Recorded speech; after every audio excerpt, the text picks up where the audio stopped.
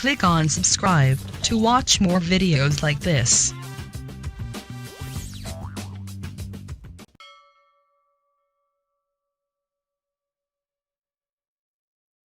दोस्तों, सुप्रिया प्रसाद जी आज तक के हेड हैं और उनसे बातचीत करेंगे। प्रसिद्ध फिल्म समीक्षक विनोद अनुपम। कॉफी हाउस प्रोग्राम का नाम है। तो आप सबों का एक बार फिर से स्वागत है और मैं विनोद जी से कहूँगा बातचीत का सिलसिला शुरू करें। धन्यवाद जयप्रकाश जी। पटना पुस्तक मेला के इस आयोजन कॉफी हाउस में आप सबका एक बार फिर स्वागत है। ऐसा काफी कम होता है कि चित्र की पहचान बड़ी होती है व्यक्तित्व से। ऐसा जब होता है तो ये चीजें महान होती है। आज तुलसीदास को हम भले ही ना जाने, रामचरितमानस को सब लोग जानते हैं। कमोबेश वही स्थिति हमारे आज के अतिथि श्री सुप्रिया प्रसाद जी की। सुप्रिया प्रसाद जी को देश में पता नहीं कितने लोग जानते हैं, लेकिन आज तक को देश में शायद ही कोई ऐसा व्यक्ति होगा जो ना जानता। तो अपने से बड़ी, अपने कृतित्व को बना देना ये एक बड़ी बात है जो हमारे सुप्रिया प्रसाद जी ने पूरा किया है। भारत में समाचार के बदलते स्वरूप का प्रतीक है आज तक। 20 मिनट के एक कार्यक्रम से 24 घंटे के एक चैनल के रूप में बदलना और जिस ऊंचाई के साथ, जिस पहचान के साथ श्री एसपी सिंह ने उसकी नींव डाली थी, उसका निर्वहन अपने आप में एक बहुत बड़ी बात है। जो सुप्रिया प्रसाद जी के कंधे पर आया और सुप्रिया प्रसाद जी ने जिस सफलतापूर्वक निभाया, आज तक का नंबर 1 होना उसे स्थापित करता है। इस तरह के कार्यक्रम में निश्चित रूप से समय कम होते हैं और हमारे मित्र, हमारे श्रोता ज्यादा से ज्यादा हमारे अतिथि को सुनना चाहेंगे।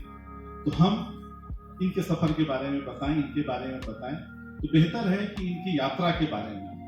एक खास बात यह भी है कि हमारे सामने हमारे श्रोताओं में आज पटना वुमेन्स कॉलेज में मास कम्युनिकेशन की छात्राएं हैं, वो भी बैठी हैं। तो हम चाहते हैं कि दुमका जैसी छोटी जगह से, पता नहीं भारत के नक्शे में दुमका को लोग कहाँ को ढूंढते हैं, एक छोटे से अखबार से पत्रकारिता की शुरुआत करने वाले सुप्रिया प्रसाद आज दुनिया में इलेक्ट्रॉनिक मीडिया के गिने चुने चेहरे हैं। तो इनकी इस जर्नी के बारे में, इनके इस सफर के बारे में क्या संघर्ष रहा, क्या कठिनाइयां रही, निश्चित रूप से हमारे खास करके जो हमारे युवा पत्रकार या तो कहें भावी पत्रकार हैं, उनके लिए इस सफर के बारे में जानना ज्यादा दिलचस्प होगा और हमारे जो मित्रगण हैं उनके लिए तो होगा ही। शुक्रिया जी। सबसे पहले तो पटना पुस्तक मेला में मुझे बुलाने के लिए बहुत बहुत धन्यवाद। आमतौर पर हम लोग पर्दे के पीछे रह के काम करते हैं, इसलिए मैं बहुत कम कहीं जाता हूँ। लेकिन चूंकि ये बिहार से अपना एक रिश्ता है, बिहार से अपना एक नाता है, इसीलिए जब पटना पुस्तक मेला में बुलाया गया तो मैंने कहा चलो एक बार चले ही जाते हैं, इसी बहाने घर जाना हो जाएगा। तो मैं आमतौर पे बहुत ही कम जाता हूँ कहीं भी सभा में और इसमें, लेकिन ये आनंद जी बहुत दिन से मेरे पीछे पड़े हुए थे, इसलिए मैं यहाँ आ गया। दूसरी बात, असली बात ये है कि पत्रकारिता का जो सफर है, और पत्रकारिता का सफर कोई ऐसा मेरा कोई बनाया हुआ सफर नहीं है। जैसे जैसे घटते गया वैसे वैसे मैं बनता गया। बात 90 के इलेक्शन की है, जब मैं इसी पटना शहर में था और यहाँ पे अपनी मम्मी का इलाज करने आया था। उसी दौरान यहाँ पे बिहार चुनाव हो रहा था और बिहार चुनाव में मैं गाए बगाए यहाँ पे सभा सुनने आता था। गांधी मैदान में, इसी गांधी मैदान में मैं नेताओं के भाषण सुनता था और मम्मी मेरी बगल में PMCH में एडमिट थी। तो मैं जाके कुछ लिखता था, पढ़ता था और उसी से मुझे पत्रकारिता का शौक पैदा हुआ। पहली बार मैंने 90 में प्रभात खबर अखबार के लिए बिहार के चुनाव पर ही विश्लेषण लिखा और उससे मेरा ये सफर शुरू हुआ। मैं दुमका में बाद में स्ट्रिंगर बनाए, स्ट्रिंगर का तौर पे काम करता था प्रभात खबर में, और स्ट्रिंगर से मैं काम करते करते मेरे IIMC में एडमिशन हो गया। IIMC में निकला जब तो आईएमसी में 30 सीट होता है टोटल, उसमें से 50% रिजर्वेशन होता है, तो 15 सीट में वहाँ पे था। बहुत ही कठिन कंपटीशन होता था उन दिनों, लेकिन इसी पटना शहर में आके मैंने वो आईएमसी का एग्जाम भी दिया और आईएमसी पास किया। फिर मैं दिल्ली चला गया। दुमका जैसे शहर से जब हम लोग बहुत सोचते थे तो पटना तक की बात सोच सकते थे। हम लोगों का जो अल्टीमेट गोल होता था पटना होता था, और दिल्ली तो उन दिनों बहुत ही असंभव बात थी कि दिल्ली जाना, दिल्ली में पहुंचना, और दिल्ली बहुत दूर था हमारे लिए दुमका से तो। लेकिन फिर भी जब दिल्ली पहुंच गया, पहली बार पहुंचा, अनजान शहर में पहुंचा। मैं ये बातें आपको इसलिए विस्तार से बता रहा हूं ताकि आप लोग यहाँ पे जो बैठे हैं स्टूडेंट्स हैं, उनको ये लगे कि आप भी कुछ कर सकते हैं। ऐसा कुछ भी नामुमकिन नहीं है। कोई जब सब लोग सोचते हैं कि सिफारिश से, पैरवी से, रिश्तेदार से कोई पत्रकारिता में कोई होना चाहिए, ऐसा कोई मैं अपना इसलिए आपको ये बात बता रहा हूँ ताकि आपको ये एहसास हो कि बिना कुछ हुए भी सब कुछ हो सकता है। मैं जब पटना गया, मेरे परिवार में किसी ने पत्रकारिता नहीं की है, और ना कोई, मैं दिल्ली गया तो मैं किसी को जानता था। मैं वहां जाके आईएमसी में एडमिशन लिया और फिर मैंने वहां पढ़ाई शुरू की, और पढ़ाई के साथ साथ जो एक पत्रकारिता की सनक थी, जो एक काम करने की इच्छा थी, जो एक मेहनत होती है, मेहनत से ही सब कुछ हासिल किया जा सकता है। मैं आज ये बात कह सकता हूँ, और इसलिए मैं आपको ये बता रहा हूँ क्योंकि आप लोग कभी भी किसी भी तरीके से शॉर्टकट मत सोचिएगा। जीवन में शॉर्टकट से कुछ भी हासिल नहीं होता है, और मेहनत से सब कुछ हासिल किया जा सकता है।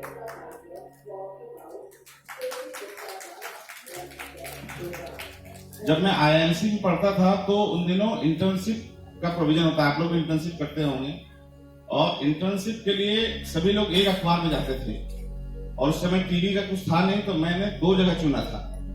एक अखबार में करता था और एक एक रेडियो में करता था। उस समय 2 ही माध्यम थे हमारे समय में। उस समय टीवी का कोई इस तरह से नहीं आया था। तो मैं आईएमसी में पढ़ते हुए जब ट्रेनिंग के लिए गया तो राष्ट्रीय सहारा अखबार होता था, और चूंकि वही साथ हम लोग बहुत सोच सकते थे, पटना ही सोचते थे, तो बिहार डेस्क पे वहां काम करता था।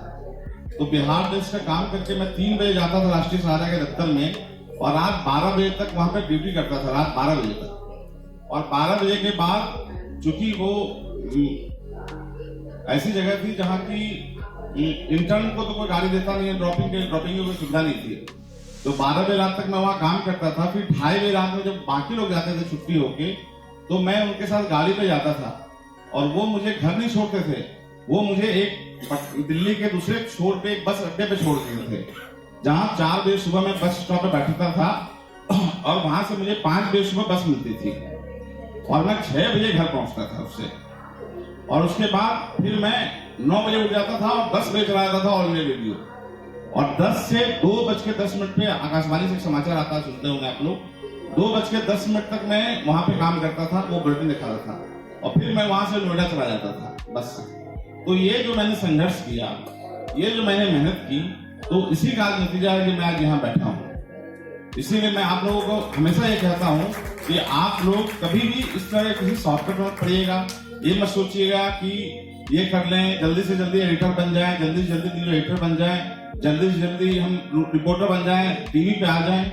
कभी भी किसी शॉर्टकट रास्ते के चक्कर में मत पड़िएगा, किसी भी गलत तरीके से मत पड़िएगा, किसी भी गलत रास्ते से मत जाने मत सोचिएगा कि किसी को पैसा देकर चले जाए या किसी से कुछ भी बात करके चले जाए।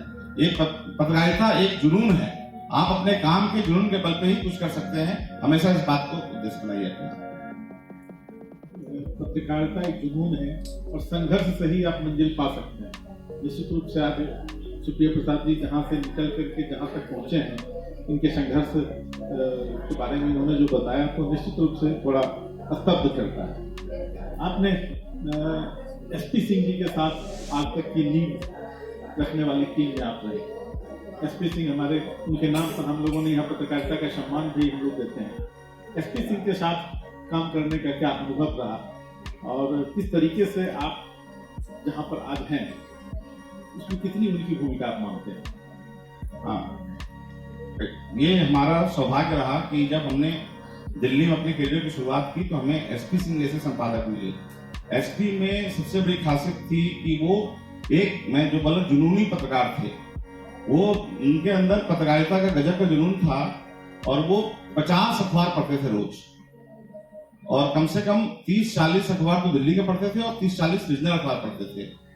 और मैं इतना वो खबरों को लेकर किस तरह से वो थे कि एक बार उन्होंने मुझे बुलाया और कहा कि आप वो पटना वाला रिपोर्टर क्या कर रहा है, तो मैंने कहा सर ऐसे कर रहा है। तो बोले, उन्होंने पूछा कि एक मुर्मू साहेबगंज में एक मुर्मू बलात्कार कांड हुआ था, तो उन्होंने कहा कि मुर्मू बलात्कार कांड पे कुछ किया है क्या। तो इस समय हम जो हमारे संवाददाता थे आज तक के यहाँ पे, तो उनको फोन किया गया, तो उन्होंने कहा कहाँ पढ़ लिया, तो उन्होंने कहा हिंदुस्तान के पेज नंबर 4 पढ़िए, आज आप सिर्फ फ्रंट पेज पढ़ते हैं।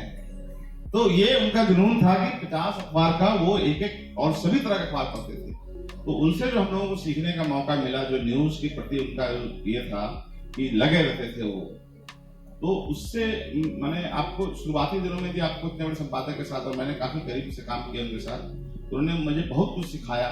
न्यूज सेंस उससे डेवलप होना, न्यूज सीखने की बात होना। और सौभाग्य रहा कि जब वो बहुत जल्दी मर गए हालांकि वो तो, लेकिन सौभाग्य रहा कि जाने के पहले ही उन्होंने मुझे आशीर्वाद दिया था कि मैं एक एडिटर बनूंगा, और आज मैं एडिटर बन गया। उन्होंने मुझे कहा था कि एडिटर ऐसा में बनेगा। शायद इसीलिए दिल्ली में या समाज में इलेक्ट्रॉनिक मीडिया के क्षेत्र में आपको खबरों का इंसाइक्लोपीडिया माना जाता है। इंसाइक्लोपीडिया क्या है, हम लोगों ने देखा है, टेलीविजन को असल में बनते हुए देखा है। इंडिया में अभी भी टेलीविजन पूरी से मैच्योर नहीं है। टेलीविजन पे कई बार सवाल उठते रहते हैं, इसीलिए उठते हैं क्योंकि टेलीविजन अभी भी जो है वो एक्सपेरिमेंट के दौर से ही गुजर रहा है। समय के साथ गुजरते गुजरते जो है लोगों को जब भी कोई न्यू मीडियम आता है, जैसे कि अभी डिजिटल है, तो डिजिटल को लेकर बहुत सारे लोगों के मन में सवाल है। उसी तरह जब हम लोगों ने टेलीविजन शुरू किया था 95 में, जब हम लोग आज तक में काम करना शुरू किए थे 95 में, और हम लोगों ने 20 मिनट का एक बुलेटिन बनाया था, तो आप सोच सकते हैं कि उस दौर से लेके आज का 24 घंटा। और इसका मैं आपको एक एग्जांपल देता हूं कि जब चरखी दादरी में पहली बार 2 प्लेन क्रैश हो गया, ऐतिहासिक घटना थी, 2 विमान टकरा गए थे, और हम लोग जब उस समय उस खबर को 20 मिनट दिखाने सोच रहे थे कि पूरे 20 मिनट तक वही खबर चलेगी। आज चरखी दादरी स्पेशली बनाते हैं, तो वो 8 पैकेज के लिए हम लोगों ने दिन भर सोचा कि पूरा करना चाहिए, पूरा बुलेटिन उस पर करें कि ना करें कि ना करें। 20 मिनट के लिए काफी हम लोग एसपी बार बार पूछ रहे थे कि हम लोग ज्यादा तो नहीं कर रहे हैं 20 मिनट करने में। और आज सोचिए क्या दौर है कि हम लोग कोई भी खबर दिन भर चलाते रहते हैं। तो वो समय के साथ साथ चेंज होता गया है टेलीविजन, चीजें बदल रही हैं। प्रिंट से न्यूज, अभी जैसा टेलीविजन की बात जैसे आपने अभी चर्चा की, इलेक्ट्रॉनिक मीडिया, डिजिटल मोबाइल पर खबरें आ रही हैं। तो अब हमेशा ये होता है कि कोई मीडियम आता है तो चुनौती की तरह आता है। जब टेलीविजन में 24 घंटे चैनल शुरू हुए थे तो कहा जा रहा था कि अखबार खत्म हो जाएंगे। अब जैसे डिजिटल खबरें आ रही हैं, तो तुरंत घटना घटती है, खबर आ जाती है, तो कहा जा रहा है कि टेलीविजन के दर्शक घटे हैं। क्या इस तरह की जो नई नई चीजें आ रही हैं, नए उसको आप किस नजरिए से देखते हैं? देखिए, न्यूज जो है वो क्रेडिबिलिटी है। न्यूज के साथ सबसे बड़ी बात जो है क्रेडिबिलिटी जुड़ी हुई है। डिजिटल मीडियम को सोशल जो हमारा ये है, उसको अभी क्रेडिबिलिटी पाने में वक्त लगेगा। जब तक वो क्रेडिबल नहीं होगा तब तक आदमी उस पर भरोसा नहीं करेगा। और अलग अलग माध्यम की अलग अलग उपयोगिता है। लोगों ने टीवी के आने के बावजूद अखबार पढ़ना नहीं छोड़ा। आज भी आप देख रहे हैं इतने बड़े पुस्तक मेला में इतने लोग पढ़ने आ रहे हैं, जबकि आजकल मोबाइल पे सब कुछ उपलब्ध है। तो इसलिए उससे एक दूसरे माध्यम को, सभी माध्यम बढ़े लेकिन उससे किसी दूसरे को कोई नुकसान नहीं होता है। अखबार की अपनी उपयोगिता है। टेलीविजन से आपको वो है कि आप सोचिए कि 24 घंटे के चलने के बावजूद लोग सुबह उठ के अखबार जरूर पढ़ते हैं। तो वो अपनी अपनी उपयोगिता तीनों की बनी हुई है, एक दूसरे को कोई उससे नुकसान नहीं पहुंचा सकता। हाल के दिनों में टेलीविजन आज तक को ही देखें या आज तक के साथ जो बाकी अभी तो दर्जनों न्यूज चैनल एक साथ चल रहे हैं, तो उनके स्वभाव में, आप 95 से हैं इलेक्ट्रॉनिक मीडिया में, तो बहुत माने चेंजेस जो हैं वो स्तब्ध कर देने वाले चेंजेस हैं। एकदम कहते हैं आमूल चूल परिवर्तन। जो हम लोग पहले खबर देखते थे, खास करके दूरदर्शन के दौर को छोड़ भी दें, तो आज तक में ही जिस तरीके से खबरें प्लेस की जाती थी, रखी जाती थी, बताई जाती थी, जिस तरीके के डिबेट होते थे, अब स्थितियां एकदम बदली हुई नजर आती हैं। देखिए, समय के साथ में बताया, समय के साथ जब चेंज होता है तो उसमें बहुत सारे लोग चेंज को एक्सेप्ट नहीं करते हैं। आदमी जीवन में क्या है कि हर कुछ एक्सेप्ट कर लेता है, माने आप रोटी की जगह पिज्जा खाना पसंद कर लेते हैं, लेकिन खबर में आपको उसी तरह से चाहिए अभी भी कि प्रधानमंत्री ने ये कहा, मुख्यमंत्री ने ये कहा, वही खबर चाहते हैं। और मैं इसका बताता हूँ चेंज कैसे, चेंज में क्या प्रॉब्लम होती है। जब हम लोग दूरदर्शन पे आज तक प्रोग्राम था तो बिहार में होली एक दिन बाद थी उस बार, और पहली बार होली मनाने के लिए तो एसपी जब मीटिंग में आया अगले दिन तो उन्होंने होली का सब जगह कोई खबर थी नहीं, तो उन्होंने पूछा पटना वाला क्या कर रहा है, तो बोला पटना रिपोर्टर जो है वो बोला कि आज तो सर यहाँ होली है। तो उन्होंने कहा जाके चले जाओ लालू यादव की होली कवर करो। तो उन्होंने कहा कैसे जाएंगे, बोले पटना में कैसे जाएंगे, क्या मतलब है, रिक्शा से जाओ, यदि गाड़ी नहीं है तो रिक्शा से चले जाओ।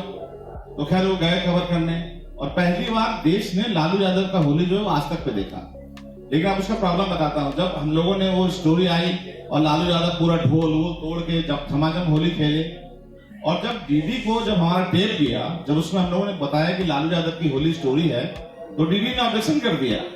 डीडी ने कहा कि नहीं नहीं, आपने राष्ट्रपति की होली नहीं दिखाई, आपने प्रधानमंत्री की होली नहीं दिखाई, आप लालू यादव की होली क्यों दिखाएंगे। तो फिर हमें ये बताना पड़ा कि नहीं नहीं भाई, आप उसका विजुअल देख लीजिए, और विजुअल देखने के बाद आप उस पर डिसाइड कीजिए कि अगर आपको लगता है ये स्टोरी चलने लायक है तो चलाइए, नहीं चलने लायक है तो मत चलाइएगा। तो हम लोगों को काफी लड़ाई लड़नी पड़ी उस समय लालू यादव का होली दिखाने के लिए, क्योंकि वो एक चेंज था उनके दिमाग में था कि जी आपने राष्ट्रपति की होली नहीं दिखाई है, आपने प्रधानमंत्री की होली नहीं दिखाई है, तो आप लालू यादव की होली भी नहीं दिखा सकते हैं। तो समय के साथ एक जो चेंजेस आए हैं टेलीविजन में, तो वो बहुत सारे लोग उसको एक्सेप्ट नहीं करते हैं। और मैं ये नहीं कह रहा हूं कि टेलीविजन में बदलाव ये चेंजेस माने लाइन नहीं है, ठीक है। इसी पटना शहर से लेफ्ट का अखबार जनशक्ति में निकलता था, तो बहुत सारे लोग यदि मोदी के पक्ष में खिलाफ में मीडिया चला रहे हैं तो वो उनकी हो सकता है कि आज वो ऐसे चला रहे हैं, कल के दिन वो घोषित करके चला कि हम स्पोक्स पर्सन बनना चाहते हैं। तो इस बात को अभी टेलीविजन को समझने में समय लगेगा। हो सकता है कि टेलीविजन में भी इस तरह की ब्रांडिंग हो जाए, कोई सामना बनना चाहता हो, या कोई कमल संदेश बनना चाहता हो, या कोई कांग्रेस का मैगजीन उस तरह बनना चाहता हो, वो तो पार्टी लाइन पे चैनल चलना अपना अलग है। लेकिन जो मुख्य धारा का चैनल है वो अभी भी सही मायने में खबर ही दिखाता है।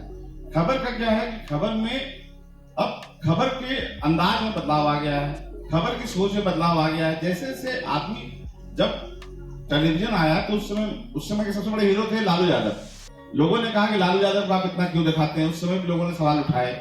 लेकिन वो एक टर्निंग पॉइंट था इंडियन पॉलिटिक्स का, जब लालू यादव जैसा मास लीडर जब सड़क पर उतरता था और जब वो भोपू लेके बोलते थे कि ये साफ कर दो, ये तोड़ दो, ये हटा दो, तो लोगों ने उसको देखा। उसी तरह जब आप नया, मैं बहुत उसमें नहीं जाऊं, तो आप 2012 में जब अन्ना मूवमेंट हुआ तो लोगों ने उसी तरह से देखा उसको। जब अन्ना ने एक आंदोलन किया तो लोगों ने टेलीविजन में फिर एक बार पहली बार उसको से देखा। ऐसा नहीं है जैसे बाढ़ की खबरें लोग अखबारों में पढ़ते रहते थे कि ऐसा बाढ़ आ गया, ऐसे हो गया, ऐसे तबाही हो गई। लेकिन अब जब खबरें आती है और जब विजुअल आता है तो लोगों को एक अलग तरह का मिलता है। मुंबई में पहली बार बरसात नहीं हुई थी, लेकिन 25 जुलाई 2005 को जब बारिश हुई और जब पूरा मुंबई रुक गया तो लोगों को लगा कि अच्छा, तब टेलीविजन के जरिए लोगों ने देखा कि अच्छा रुकने पे कैसा होता है, जबकि मुंबई के लिए कोई बहुत बड़ी बात नहीं थी।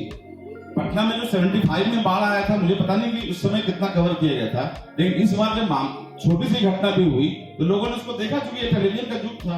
टेलीविजन पर उसको दिखाया गया, लोगों की परेशानी सामने आई, मंत्री जी के नाटक भी सामने आया, कैसे जा रहे थे वो करने। तो ये सारी चीजें आप टेलीविजन का एक नया जमाना है, उसमें सब दिखाई देता है। तो चेंजेस आते रहेंगे। देखिए ये हर दौर का, हर समय की बात है कि वो चेंज होता रहता है। मैंने अभी रत्नेश्वर जब मुझे थैला दे रहे थे तो मैंने कहा मैं थैला वाला पत्रकार नहीं हूँ, जबकि ये वास्तविकता ये है कि पत्रकारों की पहचान पहले थैला लेके चलते थे, जो कंधा पे थैला लटका के चलता है। लेकिन आज का समय बदल गया, टेलीविजन पत्रकार थैला लटका के नहीं चलता है। और मैं मैंने करीब 25 साल से टेलीविजन का ही पत्रकार हूँ, तो थैला लटका के नहीं चलता हूँ मैं। वही बोल रहे हैं। तो समय के साथ सब चेंज हो रहा है, तो आप क्यों चाहते हैं, जब सब कुछ बदल रहा है तो आप क्यों चाहते हैं खबर को उसी तरीके से दिया जाए जिस तरह से 25 साल पहले दिया जाता था? बदलाव तो अपनी जगह पर सही है। सवाल ये जिस पर आपने भी जिसकी चर्चा की कि अब पॉलिटिकल एफिलिएशन, खास करके राजनीतिक विचारधारा की बात मैं नहीं कर रहा, पार्टी की बात कर रहा हूँ। चैनल स्पष्ट दिखने लगे हैं कि मैं इस पार्टी के साथ जुड़ा हूँ, मैंने एंकर जो है वो पार्टी प्रवक्ता की तरह खड़ा हो जाता है। इसे आप किस हद तक जायज मानते हैं? नहीं देखिए, वो तो पत्रकार यदि किसी का पक्ष, पत्रकारिता का पहला सिद्धांत ही है निष्पक्ष होना है। तो यदि पत्रकार किसी भी रूप में किसी के साथ है, या किसी पार्टी के प्रवक्ता की तरह बात कर रहा है तो वो तो गलत है ही, उसमें तो आप उसको जस्टिफाई कर ही नहीं सकते हैं। लेकिन मैं कह रहा हूं कि चूंकि अब समय बदल गया है, अब आपके माने असल में क्या है कि जब हम लोग चेंजेस देखते हैं ना, तो चेंजेस को लोग उसकी मूल बात में नहीं जाते हैं, लोग सिर्फ सुपरफिशियल देखते हैं। आप देखिए टेलीविजन का मैं आपको प्रमाण बताता हूँ, यही चीज यदि जो अभी चंद्रयान का जब मामला हुआ, जब छोड़ा गया वो, तो पहले क्या था, हम लोग प्रधानमंत्री की एक बधाई संदेश डाल देते कि प्रधानमंत्री ने खुशी जाहिर की। लेकिन जब 2019 का टेलीविजन ये था कि नरेंद्र मोदी ने अपने कमरे में टेलीविजन पे वो पूरा देख रहे थे और उसका वीडियो रिलीज किया, तो टेलीविजन के लिए एक आसानी होगा कि मोदी का विजुअल भी दिखा दिया आपने कि मोदी जी देख रहे हैं, चंद्रयान लॉन्च हो रहा है और उन्होंने वो वहां पर ताली बजा रहे हैं, तो हमने दिखा दिया उसको, तो टेलीविजन चेंज हो गया। लेकिन इसके पीछे जो लोग सोच रहे हैं कि एक तरफा मीडिया जा रहा है, ये मीडिया अपना काम कर रहा है, मीडिया किसी का प्रवक्ता नहीं बन सकता है, मीडिया मुद्दों को उठा सकता है, जो आम लोगों के कंसर्न का मुद्दा है, उन मुद्दों को उठाने का काम मीडिया का है और मीडिया उसको करता ही रहता है। उसमें एक दो अपवाद हो सकते हैं, सभी जगह एक दो अपवाद होते हैं, एक दो अपवाद होंगे, लेकिन जो आज तक है, आज तक लगातार आप यदि पटना का भी कवरेज देखे हो, बिहार का मामला हो या पीएमसी घोटाला का मामला हो या जॉब का मामला हो या अभी जैसे पॉल्यूशन का मामला हो, किसी भी मामले में हम लोग जो लोगों के सरोकार का मामला है उसको उठाने से पीछे नहीं रहते हैं और किसी से माने कोई इसमें किसी का ना फॉर या अगेंस्ट है। जब भी जरूरत पड़ती है लोगों के साथ खड़ा होना, ये इसलिए लोग हमारे साथ खड़े इसलिए हैं क्योंकि हम लोगों के साथ खड़े रहते हैं। बिल्कुल, आप आज तक के न्यूज डायरेक्टर की हैसियत से तो ये कह सकते हैं, आप ब्रॉडकास्टर एडिटर्स एसोसिएशन के चेयरमैन भी हैं, क्या इस हैसियत से भी आपका यही बयान होगा? नहीं, मैं मानता हूं, देखिए मैं फिर बोल रहा हूं कि कुछ लोग या कुछ इंडिविजुअल हो सकते हैं ऐसा जिनके जो कि अब खुल के एक्चुअली मैं फिर अब वही बता रहा हूं कि समय के साथ लोग जो है पहले इस तरह से नहीं थे, लेकिन आप दुनिया इंटरनेशनल मीडिया में भी जाइए तो लोग ऐसे मिलेंगे आपको जो कि खुल के राय रखते हैं, अपनी खुल के विचार रखते हैं अपनी, और माने इसीलिए आपको देखते हैं क्योंकि अब सोशल मीडिया का जमाना है। मैं लिखता नहीं हूं, मैं सोशल मीडिया पे एक्टिव नहीं हूं, तो आप मुझे नहीं बता सकते हैं कि मैं किसके पक्ष में हूं। हर इंडिविजुअल, देखिए डेमोक्रेसी में हर आदमी को राइट है, हर आदमी वोट देता है, किसी न किसी एक पार्टी को वोट देता है, लेकिन जरूरी नहीं है कि बताया जाए। लेकिन अब ये सोशल मीडिया के जमाने में लोग तमाम तरह का ट्वीट करके, तमाम विचार रख के वो कहीं न कहीं अपनी बात रखते रहते हैं, उससे आप उसको जोड़ दीजिए या अंदाज लगा दीजिए। लेकिन ऐसा जो चैनल्स होते हैं, चैनल्स आमतौर पे जो है लोगों की समस्याओं को, लोगों की बातों को अभी भी उठाते हैं। ये न्यूज चैनल की बात हो रही है, बदलाव को आप रेखांकित कर रहे हैं, तो हाल के दिनों में जिस तरीके से खास करके बहसों में, जो डिबेट में एक ड्रामा की तरह सीन क्रिएट होता है, बाकायदा क्रिएट, तो क्या वो किया जाता है? क्योंकि आप चैनल के हेड हैं, तो आपसे जानना हम सबके लिए दिलचस्प होगा, हम सबके मन में उसे देखते हुए आता है, क्या ये क्रिएटेड होता है या ये स्वाभाविक होता है? देखिए, कभी भी मुद्दा क्रिएटेड नहीं होता है और जो मुद्दे चुने जाते हैं, देखिए अलग अलग चीजों का एक होता है डिबेट ही चैनल का सब कुछ नहीं होता है। डिबेट जो है वो हमारे यहाँ कितना 200 जैसे आज तक में 200 होता है, आम तौर पर सारे चैनल्स में 1 या 2 डिबेट शोज होते हैं। डिबेट शोज ही चैनल का सब कुछ नहीं है, वो तो अर्ली प्राइम टाइम का है। प्राइम टाइम में जो हमारे प्रोग्राम होते हैं, खबरदार, 10 तक, 8 बजे, उससे एजेंडा सेट होता है। जब आप देखें बहुत सारे विषयों में क्या होता है, जो विषय लोगों के सरोकार का है, उन मुद्दों को आप उठाते हैं, लेकिन उस पर डिबेट नहीं कर सकते हैं। जैसे कि यदि अभी बेरोजगारी की स्थिति है, वो अपने आप में स्टोरी है, उस पर डिबेट रोज क्या करेंगे आप? लोग कहते हैं आप बेरोजगारी का मामला नहीं उठाते हैं, लेकिन बेरोजगारी का मामला इसलिए नहीं उसको करते हैं क्योंकि हम उसको खबर में दिखाते हैं। हम पटना के मामले, जब पटना में फ्लड का हुआ था मामला, उसमें कोई डिबेट का मुद्दा ही नहीं था, वो सरकार की लापरवाही थी। रोज हम सरकार को से सवाल पूछना हमारा काम था, हम उसको सवाल पूछ रहे थे, लेकिन हर चीज डिबेट से ही आप जोड़ देंगे कि डिबेट ही सब कुछ नहीं है चैनल का। ये जो लोगों के दिमाग में है डिबेट, एक नंबर 1। नंबर 2, क्या डिबेट तो ऐसे ही डिबेट होना चाहिए जिसमें डिबेट की गुंजाइश हो, जो ऐसे मुद्दे होने चाहिए जिसपे बहस की गुंजाइश हो। यदि आपके सामने साफ साफ दिख रहा हो जो विषय जिसपे, तो लोग ऐसे विषय पे डिबेट करते हैं जहाँ की डिबेट की गुंजाइश होती है। और इसमें जबरदस्ती का सवाल खड़ा करना कि ये मुद्दा डिबेट का था या नहीं था, ये लोगों को करने देना चाहिए। ये सारे संपादक अपने अपने सक्षम है, चैनल सक्षम है तय करने को। लेकिन आप ये देखें कि इन टोटलिटी में कि इस खबर को दिखाया या नहीं दिखाया, ये खबर आप दिखा रहे हैं नहीं दिखा रहे हैं, आपके सामने सभी चीजें खबरें सभी रूप में मिल रही हैं कि नहीं मिल रही हैं। डिबेट कोई चैनल का पूरा एजेंडा सेटिंग स्टोरी नहीं है। इसी पुस्तक मेले पर, इसी मंच पर 2 दिन पहले आपके सहयोगी थे संजीव पालीवाल जी, उन्होंने कहा, बातचीत में कहा कि क्राइम उन्हें फैसिनेट करता है। और मुझे लगता है कि जो चैनल्स आज हम देखते हैं, खास करके न्यूज चैनल, जिस तरीके से क्राइम की खबरों को अलग से एक्सक्लूसिव स्पेस मिला है, क्या ये चैनल पर भी लागू है ये बात? नहीं, देखिए, फिर उसको मैंने, आप सोचिए कि जो चीज टीवी ने किया, लोगों ने उस पे, वो आदमी के ज्यादातर लोगों को दिमाग में मिला। आप यदि याद करें तो बरसों से अखबार में अपराध का एक पन्ना होता रहा है। ऐसा नहीं है कि पहली बार कोई क्राइम की खबरों को तवज्जो दिया गया। उसी तरह से आप देखिए, ज्योतिष जब टीवी पे आया तो लोगों ने कहा ज्योतिष दिखा दिया। अरे ज्योतिष तो टीवी में तो ज्योतिष जो है वो सामने बैठ के बोलता है भाग्य, कम से कम अखबार में तो पता नहीं सब एडिटर लिख देता है भाग्य कितने लोगों का, बरसों से लेकिन अखबार में चला रहा है ये। तो इसलिए ये सिर्फ कहने के लिए मैं बता रहा हूँ, क्राइम का ऐसा कुछ नहीं है। लेकिन जब क्राइम हर समय, मैं बताया ना, ये भी समय के साथ आदमी को दिखने लगे। आपने दाऊद इब्राहिम की खबरें रोज छपती थी, रोज लोग देखते थे, ये करते थे। पहली बार टेलीविजन ने दिखाया कि दाऊद इब्राहिम कैसा है। दाऊद इब्राहिम के जब प्रोग्राम दिखाए लोगों को कि दाऊद इब्राहिम ने किस तरह से, उसके जब दाऊद इब्राहिम का के घर में किसी का बर्थडे था तो हमने दिखाया, तो सारे एक लाइन में सारे जो सिंगर थे वहां पे गाना गा रहे थे, तो लोगों को वो एक समझ में आया। लेकिन ऐसा नहीं है, एक समय था जब दाऊद इब्राहिम को दिखाया, आज तो कोई दाऊद इब्राहिम को नहीं दिखा रहा है। लेकिन यदि हाफिज सईद, जिसके लेके इतना मामला उठ रहा है, इतनी सारी बातें हो रही है, यूएन से लेके इंडिया तक हर तीसरे दिन एक मामला उसका आता है। अभी भी ये तय नहीं है कि पाकिस्तान को उसके कारण जो है कि आर्थिक प्रतिबंध लगेगा उसके ऊपर के नहीं लगेगा।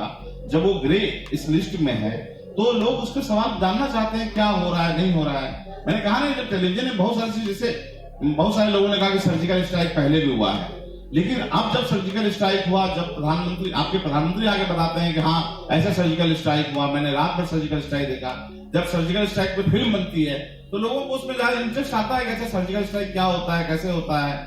जब बालाकोट की घटना होती है तो वो लोग समझते हैं कि अच्छा कैसे हुआ, क्या हुआ, और हमारा वो दायित्व है कि हम उसको, भाई, लोगों को अवेयर करना, लोगों की जिज्ञासा को शांत करना तो मीडिया का ही काम है। यदि आप अचानक आप एक लाइन खबर देकर छोड़ नहीं सकते ना कि बालाकोट पे एयर स्ट्राइक किया। आप टेलीविजन जो है विजुअल मीडिया में, तो आपकी जिम्मेदारी बनती है कि लोगों को आप किसी रूप में विजुअली ये बताएं कि कैसे हुआ होगा स्ट्राइक, कहाँ पे स्ट्राइक हुआ, क्या स्ट्राइक हुआ, क्या होता है। चाहे उसके लिए आपको 10 एक्सपर्ट लाने पड़े, 10 अलग अलग लोगों से बात करनी पड़े, तो आप उसको, उन मामलों को सामने लाते हैं ताकि जो आपके दर्शक हैं, जो आपके व्यूअर हैं, वो अवेयर हो सकेंगे कि मामला क्या हुआ था। सिर्फ हवा हवाई की बात नहीं है। तो टेलीविजन की जिम्मेदारी ये ज्यादा जरूरी पड़ती है कि लोगों को वो बताया जा सके कि क्या वास्तव में क्या है। हमारा एक, उसके बाद हम दर्शकों के बीच जाएंगे। सिर्फ एक सवाल और मेरी तरफ से, ये अक्सर सवाल मन में आता है, चैनल दर्शकों की पसंद के अनुरूप चल रहा है। ये सिनेमा में भी हम लोग ये सवाल करते हैं कि चैनल दर्शकों के अनुरूप चल रहा है या चैनल दर्शकों के देखने की दृष्टि को सुधारने की कोशिश कर रहा है। देखिए, चैनल, कोई भी चैनल है ना, चैनल न्यूज चैनल है, न्यूज के हिसाब से देख रहा है, लेकिन आप समाज से उसको अलग होकर नहीं देख सकते हैं। आप समाज के बदलाव को एक्सेप्ट करना मीडिया की जिम्मेदारी है। सभी चीज में समय के साथ सब में बदलाव आया है। आपके रहन सहन, खान पान, बोल चाल, सब में जब बदलाव आता है, तो जब सभी चीज में बदलाव आया है तो आप मीडिया को, मैंने कहा ना, उसी तरीके से आप उसको नहीं देख सकते हैं। समाज की चीजों को, समाज की जरूरतों को, समाज की खबरों को समझते हुए आपको देना पड़ेगा। अब जो है बहुत सारे, मैं बताया ना कि जब एक समय था लोग दाऊद इब्राहिम की खबर रोज दिखाते थे, आज दाऊद इब्राहिम की खबर नहीं आती है। क्यों नहीं आती है? ऐसा तो है नहीं दाऊद इब्राहिम पकड़ लिया गया या आ गया। एक्चुअली क्या है, समय के साथ लोगों की खबर, लोगों की जिज्ञासा, लोगों को इंटरेस्ट, सभी चीज एक दूसरे से जुड़ा हुआ मामला है। खबर बताने का तरीका, खबर समझने का तरीका, लोग जानना चाहते हैं कि कैसे क्या हुआ। एक समय था जब सचिन तेंदुलकर की सेंचुरी पे लोग ताली बजाते थे, आज विराट कोहली की सेंचुरी पे ताली बजाते हैं। तो ये समय जो है बदलता रहता है और खबरें उसी अनुसार बदलते रहती है। खबरें तो बदलती रहती हैं। उसमें सर वही बताया ना कि उसमें लोगों के लोगों को आप जैसे आप बोले कि नहीं आज की सचिन तेंदुलकर की खबर नहीं है, आज विराट कोहली का जमाना है, तो विराट कोहली की बात आपको करनी पड़ेगी। आप बोलेंगे नहीं साहब आप सचिन तेंदुलकर की बात करते रहिए, सचिन तो बहुत महान थे। खबरों की प्रस्तुति के बारे में बात कर रहा हूँ। पहले खबरें आती थी, बाद में डॉक्यूमेंट्री आने लगी, अभी डॉक्यू ड्रामा आ रहा है। ये नैतिक रूप से एक खबरिया चैनल के लिए आप कितना सही मानते हैं? नहीं देखिए मैं बताया कि देखिए कुछ चीजों को आपको बताना पड़ता है, कुछ चीजों को आपको विजुअलाइज करना पड़ता है, कुछ चीजें आपको टेलीविजन मीडियम में दिखाना पड़ता है। अब जैसे मैं बताऊं आपको, बहुत छोटी सी बात है, लोगों ने हमें पूछा था श्रीदेवी की मौत इसमें बाथ टब में हो गई। अब बताइए बाथ टब मैं बहुत छोटे शहर से आया हूँ, हमारे दुमका में कोई नहीं जानता बाथ टब क्या होता है, और बात टब में कोई आदमी डूब के कैसे मर सकता है, ये सवाल यहाँ पे मुझे लगता है किसी को समझ में भी आता होगा। तो अल्टीमेटली आपको ये बताना पड़ता है, एक्सप्लेन करना पड़ता है बहुत लोगों को कि बात टब क्या है, उसमें कितनी गहराई थी, कितने लोग उसमें ये पड़े थे। तो अब सवाल उस पर भी उठ जाते हैं कि आपने श्रीदेवी की मौत को इतना दिखाया। मैं पूछता हूँ, जब अमिताभ बच्चन को कुल्ली के दौरान चोट लगी थी तो सारे अखबारों ने, सारे मीडिया ने उसको उस समय कवर किया, उसमें लोगों को आपत्ति नहीं थी। आज टीवी ने दिखा दिया श्रीदेवी की मौत, तो सबने कहा दिया आपने श्रीदेवी की मौत को इतना दिखा दिया, इतना दिखा दिया। लेकिन लोगों की रुचि है उस खबर में, आप उसको सिर्फ आप ये नहीं कह सकते कि लोगों को हमने इस खबर को दिखाने के लिए बात किया, बल्कि हमने उनकी जो जिज्ञासा थी, जो वो जानना चाहते थे, हमने उसको शांत करने की कोशिश की। हमने उस बारे में मैक्सिमम खबर लोगों को देने की कोशिश की कि आखिर कैसे मौत हुई। जो आपके मन, जितने लोग बैठे हैं सबके मन में जो सवाल थे, उन सवालों का कहीं ना कहीं जवाब चाहिए ना। आप टेलीविजन में क्वेश्चन मार्क लगा के हर समय काम नहीं कर सकते हैं, आपको लोगों के प्रति रिस्पॉन्सिबल होना पड़ता है, आपको उनको बताना पड़ता है कि हाँ ये घटना में क्या हो सकता है। हमने अपने 10 रिपोर्टर भेजे, उसके पीछे हमने ये लगाया, ऐसे लगाया, क्या माने आखिर अल्टीमेटली ये कैसे बताइएगा आप खुद ही कन्विंस नहीं है यदि, तो आप अपने व्यूअर को कैसे बताइएगा कि बात टब में डूब के कोई कैसे मर सकता है। चलिए बातें तो हम लोग काफी हैं और हमारी जिज्ञासा का भी अंत नहीं है, लेकिन हम चाहेंगे कि हमारे जो दर्शक हैं, हमारे जो स्टूडेंट्स हैं, उन्हें काफी उनके पास भी सवाल होंगे।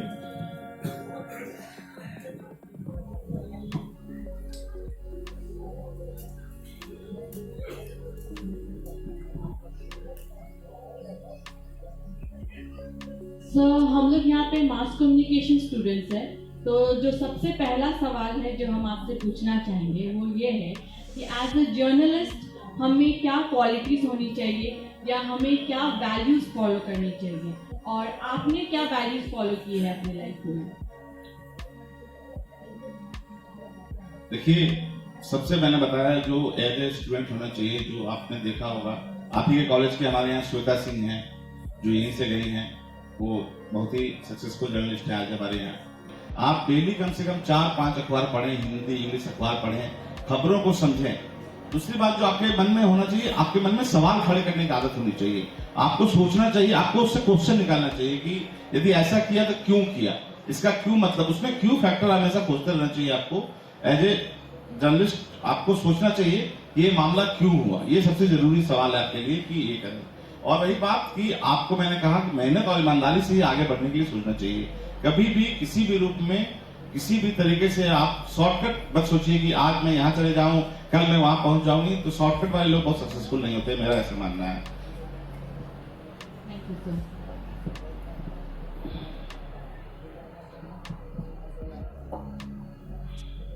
Good afternoon sir. मेरा नाम आस्था वर्मा है। सर आज के टाइम में हर मिनट हर सेकंड कुछ ना कुछ दुनिया में हो ही रहा है।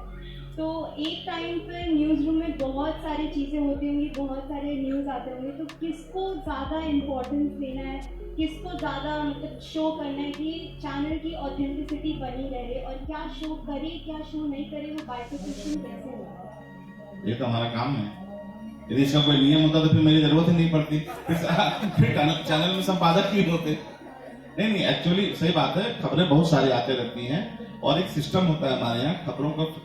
किसी भी चैनल में खबर जब आती है तो उसको फिल्टर किया जाता है, उसको रिपोर्टर वेरीफाई करता है कि हाँ ये सही है गलत है, फेक न्यूज तो नहीं है आजकल, जबकि बहुत सारे फेक न्यूज भी होते हैं। उसके बाद वो फिल्टर होने के बाद जब आउटपुट के पास जाता है सिस्टम, तो उसमें प्रायोरिटीज तय होती हैं कि वो सब मिलकर एडिटोरियल लोग जो होते हैं डिसाइड करते हैं कि कौन सी खबर बड़ी है, किसको लेना चाहिए, किसको बड़ा करना है, किसको छोटी खबर बनानी है, कोई 100 खबर में चलेगी, क्योंकि वो बहुत सारी चीजें उसमें जुड़ी होती हैं बातें, जो जिससे कि लोग जैसे कि मैं आपको बताऊं खबर में, जैसे लोग पूछते हैं कि दिल्ली में बारिश हुई या दिल्ली में ठंड पड़ी या दिल्ली में पॉल्यूशन है, तो खबर क्यों है? पॉल्यूशन तो पटना में भी है, पटना में आपका क्यों नहीं दिखाते हैं उतना, या आप उधर और आगे चले जाए गुवाहाटी में भी पॉल्यूशन होगा। लेकिन क्या है कि दिल्ली देश की राजधानी है, वहां पे बिहार के लोग भी जाते हैं, वहां पे झारखंड के लोग भी जाते हैं, देश भर के लोग वहां आते हैं। वहां पे सुप्रीम कोर्ट में भी किसी का काम हो सकता है, संसद में किसी का काम हो सकता है, सेंट्रल सेक्रेटरीट में काम हो सकता है, एम्स में जा सकते हैं। तो क्या है कि उनको देश भर के लोगों को ये बताना जरूरी है कि दिल्ली में इसमें ठंड पड़ रही है तो आप तैयार होके आए, दिल्ली में पॉल्यूशन है तो आप सोच के आए कि आप उस परिस्थिति में आ सकते हैं कि नहीं आ सकते हैं। इसीलिए कई चीजें उसको ध्यान में रख के किया जाता है। तो खबरों का चयन जब आप करते हैं तो उसको उस तरीके से ही डिसाइड करते हैं कि क्या बताना जरूरी है, इससे जो ज्यादा से ज्यादा लोगों को जिसका असर पड़े, जो ज्यादा से ज्यादा लोगों तक पहुंच सके, उसकी जिसका माने जिस खबर में रुचि ज्यादा से ज्यादा दर्शकों की।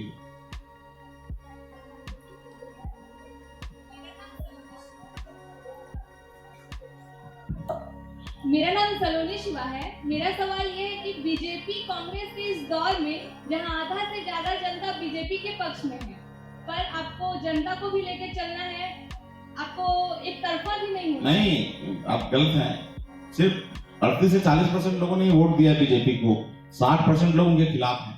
तो आखिर अगर 50-50 भी है तो आप दोनों को नहीं, 50-50 नहीं है।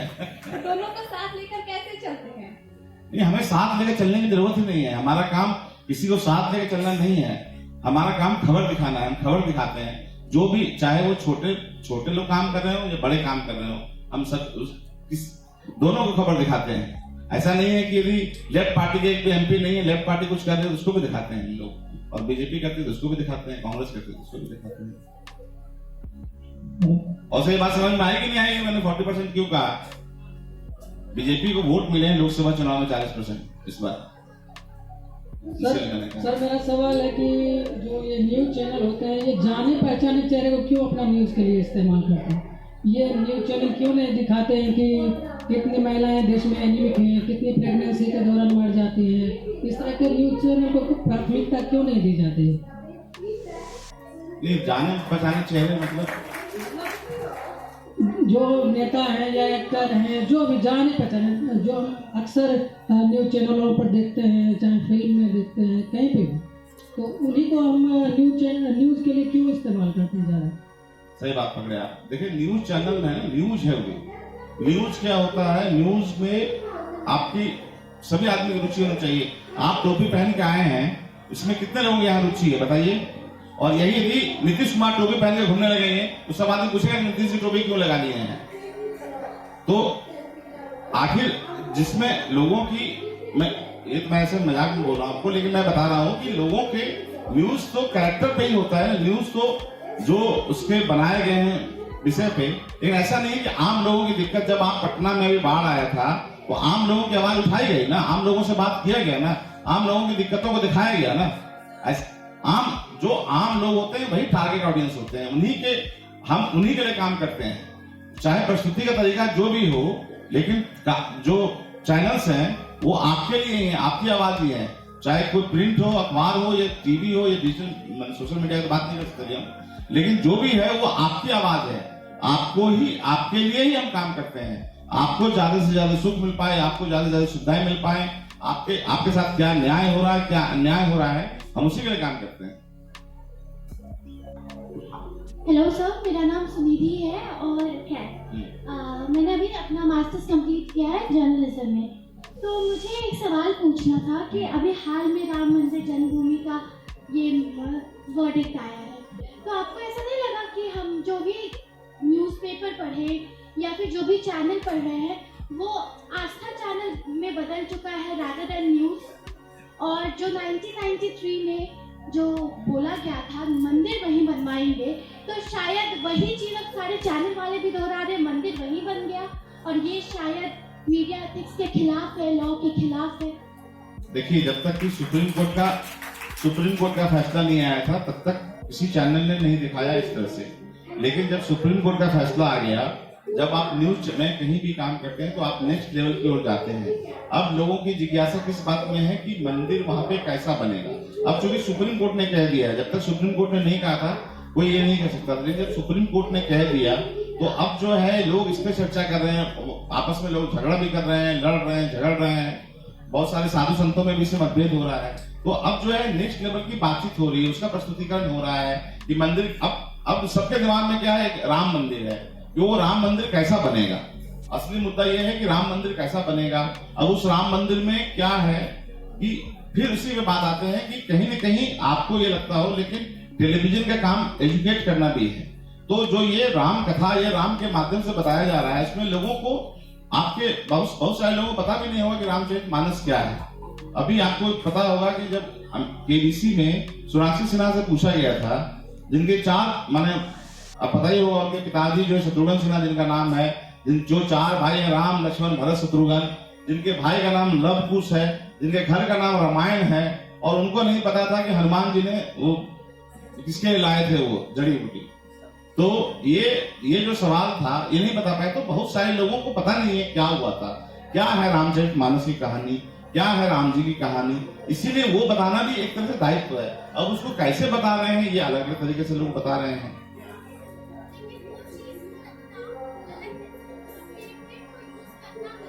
कौन सा?